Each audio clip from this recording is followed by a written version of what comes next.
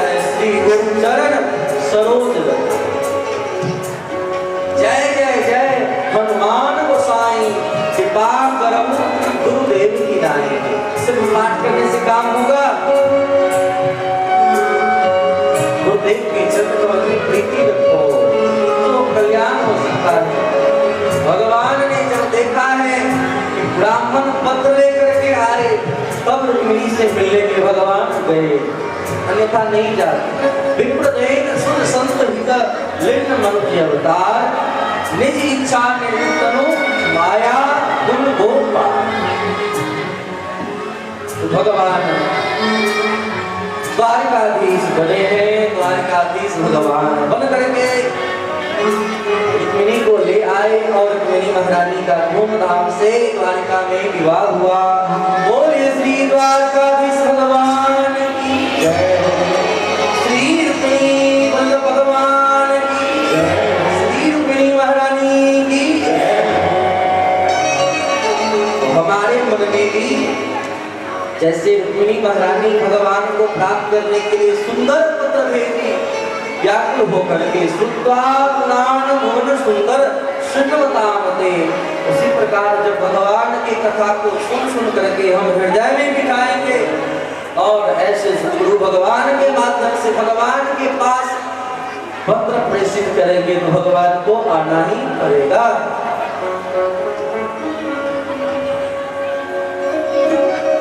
भगवान आए, इस प्रकार की कथा आप सबने कल श्रवण किया। भगवान की जब विवाह हुई भगवान बड़े आनंदित हैं। आनंदित होकर के जब बहुत दिन रहे, पुत्र हुआ प्रद्युम्न सम्रासुर हरण करके ले गया, समुद्र में फेंक दिया। समय पाकर के सम्रासुर का वध करके सम्रासुर के यहाँ से प्रद्युम्न जी महाराज रथी को लेकर के जो मायावती के रूप में है वहां से लेकर के आए भगवान के पास। भगवान आनंदित हो गए, रुक्मिणी महारानी प्रसन्न हो गई।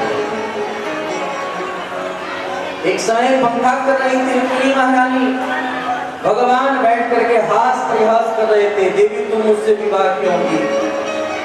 हम विवाह करने की योग्य नहीं, देखो हम काले करोटे हैं, ऐसे गांव के गंवार हैं, न पढ़े लिखे, तुम मुझसे विवाह क्यों की? न मेरे पास धन है, हम सबसे अलग रहते हैं, समुद्र में रहते हैं, हमसे विवाह क्यों? इससे तो अच्छा शिशुपाल है, देखो कितनी प्रतिष्ठा है, कितना ये है। जब रुक्मिणी महारानी ने सुनी है, सभी प्रश्नों का उत्तर दिए हैं आध्यात्मिक भाव से। प्रभु जो शांत चित्त वाले होते हैं वो तो एकांत नहीं खोजते हैं, जो संसार में सब घट में निवास करते हैं, सबके भीतर में रहने पर भी आपको अपने को सदैव छिपाए रहते हैं। इसलिए तो आपका पुराना स्वभाव, लेकिन जो आपसे प्रेम करते हैं वे आपको ढूंढ ही लेते हैं। मैं आपकी योग्य नहीं हूँ, क्योंकि आपने मुझे स्वीकार किया। यह आपकी प्रशंसा है, आपकी भलाई है, आप मुझ पर कृपा करें। भगवान ने जब अनेक प्रकार से कुछ कहा अपने बारे में, रुक्मिणी महारानी के हाथ से मोर पंख नीचे गिर पड़ा है, चमर गिर गया और चमर जैसे ही गिरा मूर्छित होकर के नीचे गिर पड़े। भगवान के गिरह में व्याकुल होकर के भगवान ने संभाला। देवी, अरे गृहस्थ आश्रम का यही तो एक सुख है। अयम ही प्रमोदा हो गृहेषु गृहमेधिना। लोग लाख विपत्ति से आते हैं, काम करके मेहनत करके, माता पिता परिजन आए, दुनिया में कितना विपत्ति है, कितना मेहनत करना पड़ता है, उसका अनुभव तो आप लोगों को है ही, कैसे घर चलेगा उसके। लेकिन जब काम करके लोग घर बाहर से आते हैं और घर में आए, पत्नी के बच्चे के मुंह को देखा, सब थकावट अपने आप ही दूर हो जाता है। बोलिए राधे राधे। सबके संसार अपने परिवारिक जनों को देख करके सब कुछ भूल करके वह दुख भी मानो सुख प्रतीत होने लगता है। इसी प्रकार भगवान बहुत आनंदित हैं। भगवान की राज्य की प्रजा में सत्राजित नाम का प्रजाजन है। भगवान सूर्य के भक्त हैं और ऐसे भक्त को भगवान सूर्य ने मणि दिया। मणि दे करके कहा, इसे संभालो, 10 भार स्वर्ण होता है, स्वर्ण रखना। मणि लेकर के जब आ रहा था भगवान के सभा में, भगवान ने देखा और कहा, सत्राजित आप इस मणि को अपने पास रखें, लेकिन जो स्वर्ण होता है वो स्वर्ण आप कुछ जमा कर दें प्रजाजनों के कल्याण के लिए, उससे प्रजा को चलाने में सुविधा होगी। बहुत सारे गरीब लोग हैं, उन सबका कल्याण होगा। सत्राजित विचार करने लगे, तपस्या हमने किया, धन मुझे मिला है, मैं प्रजाजनों को क्यों दूं? भगवान ने कहा, भगवान के बात को भी नहीं माना। समय पा करके जब वह मणि चोरी हो गया, चोरी क्या हुआ, सत्राजित के भाई प्रसेनजीत मणि को लेकर के जंगल में गए और जंगल में जाने पर एक सिंह से युद्ध हुआ और सिंह के द्वारा मारा गया।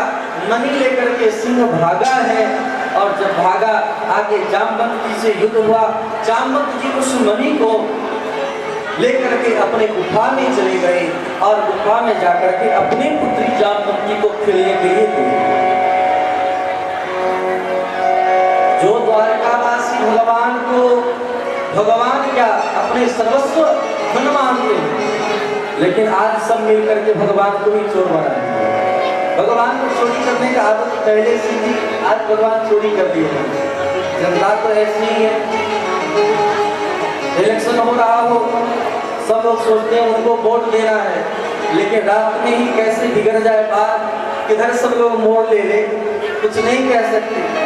उसी प्रकार सब विचार करने लगे, गाना फूसी होने लगे चारों तरफ, अरे वो इसी श्याम ने चुराया होगा, क्योंकि मांगा तो वही। भगवान को जब पता चला, भगवान श्याम सुंदर कुछ प्रजाजनों सैनिकों को लेकर के जंगल में गए, प्रसेनजीत को मरा देखा, आगे गए गुफा में प्रकाश को देखकर के भीतर प्रवेश किए, सैनिकों को रोक दिया। भगवान जब भीतर गए, भीतर जाकर के कन्या के हाथ में मणि को देखा, जामवंत भगवान को देखकर के चिल्लाने लगी। ऐसे पुरुष को देखकर जामवंत जी आए और भगवान के साथ 28 दिन तक युद्ध हुआ।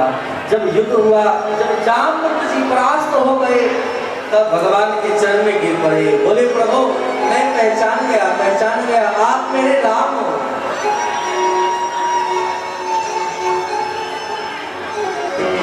आपने मुझे वरदान दिया था कि मैं दर्शन दूंगा, आपने दर्शन दिया। भगवान को पहचान करके स्तुति किया, कैसे कैसे आना हुआ, भगवान ने सब बात सुनाया है। मुझे मणि चाहिए, मैं मणि के लिए आया हूँ। जामवंत जी चुप हो गए, महाराज जो कुछ आप प्राण मांगो मैं प्राण दे दूं, लेकिन मणि नहीं दे सकता। भगवान बोले कैसे भगत है, सब कुछ दे सकता है, मणि नहीं देगा। दशरथ जी महाराज से विश्वामित्र जी ने कहा, आपसे मैं मांगने के लिए आया हूँ। दशरथ जी कहते आप जो मांगे, धन खजाना हाथी घोड़े जो मांगे महाराज, इस गति को मैं आपको बिठाता हूँ। भगवान को छोड़ करके विश्वामित्र जी और कुछ नहीं मांगे, बोले मुझे तो ये चाहिए, परम धन चाहिए, क्योंकि बात उसी से बनने वाली है। अंत में देना पड़ा। जामवंत जी से मना करते, प्रभु मैं नहीं दे सकता। भगवान ने कहा जब मणि नहीं दोगे फिर काम कैसे बनेगा। जामवंत जी स्मरण करने लगे, बोले प्रभु आप जानते हैं मैं एक पिता हूँ और उस मणि को मैंने अपने पुत्री को दे दिया है, तो दान किया हुआ वस्तु दोबारा दान नहीं होता, मैं आपको कैसे दूं। भगवान बोले कोई उपाय तो करना पड़ेगा। बोले विचार करते करते अच्छा स्मरण आया, प्रभु मैं मणि नहीं दे सकता, मेरे हाथ में एक चीज है। बोले क्या? हे प्रभु आप हमारे पुत्री को ले लें, पुत्री को स्वीकार करें, मैं कन्यादान कर सकता हूँ। अगर कन्यादान कर दूं वह पत्नी भी आपकी बन जाएगी और मणि भी आपका ही हो जाएगा। भगवान चतुराई समझ गए, देखो किस ढंग से इन्होंने अपना संबंध जोड़ा जामवंती के साथ। धूमधाम से भगवान का विवाह हुआ। भगवान वहां से मणि लेकर के द्वारिका में प्रवेश किए हैं। बोलिए श्री जामवंती महारानी की। इस प्रकार जामवंती के साथ भगवान का विवाह हुआ। ले जाकर सत्यजित अपने पुत्री सत्यभामा का विवाह भगवान के साथ कराने का सोचे हैं। और सोच करके विवाह धूमधाम से हुआ है सत्यभामा के साथ। खूब धन दिया और साथ साथ वह बलि भी भगवान को समर्पित कर दिया। बोलिए भक्तवत्सल भगवान की जय। श्री सत्यभामा महारानी की जय। ये जो मणि की कथा है, अब उधर तो नहीं जाऊंगा दर्शन की ओर, क्योंकि समय बहुत कम है, बहुत जल्दी कथा विश्राम भी करना है। यह मणि की कथा ऐसी नहीं, वर्तमान समय में इनकम टैक्स जो लोग धन को जमा करके रखते हैं, चोरी करते हैं, उनके लिए मैं उधर अभी चर्चा नहीं करूंगा, पूरा समय उधर व्यतीत हो जाए। भगवान ने धन दिया है, अगर आप मेहनत करते हो तो मेहनत करने के बाद ही टैक्स जमा करो। और टैक्स लेने के अधिकारी जब संसार में कोई ना हो तो ये महात्मा लोग टैक्स वसूलते हैं। क्योंकि चक्रवर्ती सम्राट जब वैदिक मंत्र को पढ़ता है, जब वे चक्रवर्ती सम्राट बनते हैं, उन्हें एक मंत्र पढ़ाया जाता है। वे क्या करते हैं, तो जल हाथ में लेकर के मंत्र पढ़ता है, अहम दंडम अर्हसि, मैं अदंडित हूँ, मैं अब दंड के योग्य नहीं हूँ, मुझे कोई दंड नहीं दे सकता है, मैं प्रभावी हूँ, मैं सबसे श्रेष्ठ हूँ। ऐसे समय में जो सद्गुरु होते, गुरुदेव होते हैं, वे दंड लेकर के, ब्रह्म दंड लेकर के ऐसे राजा के सिर पर ठोकता, नहीं तुम अदंड नहीं हो, ब्रह्म दंडोसी, मैं तुम्हें दंड दे सकता। शास्त्र कहते ही हैं जो शासन कर सके, शास्त्रति जो शासन कर सके उसे हम शास्त्र कहते हैं। भगवान इस प्रकार से विवाह किए हैं। कालिंदी के साथ भगवान का विवाह हुआ, भद्रा के साथ, नग्न जीते के साथ, लक्ष्मणा के साथ। इस प्रकार भगवान की मुक्तया 8 विवाह हुए और 8 विवाह करके बुला करके, कभी बाण से मत्स्य भेदन करके, कहीं हरण करके, इस प्रकार से भगवान सबको लाए हैं। 8 विवाह भगवान के हो गए। नारद जी आए परीक्षा लेने के लिए, लेकिन परीक्षा में पास कैसे होते। राष्ट्रीय यज्ञ होने वाला है, इसीलिए सबको बुला करके जरासंध सबको वध करवा करके भगवान आगे बढ़े हैं। भौमासुर के यहाँ से राजाओं ने पत्र भेजा है भगवान श्री द्वारकाधीश के पास। कृष्णाय वासुदेवाय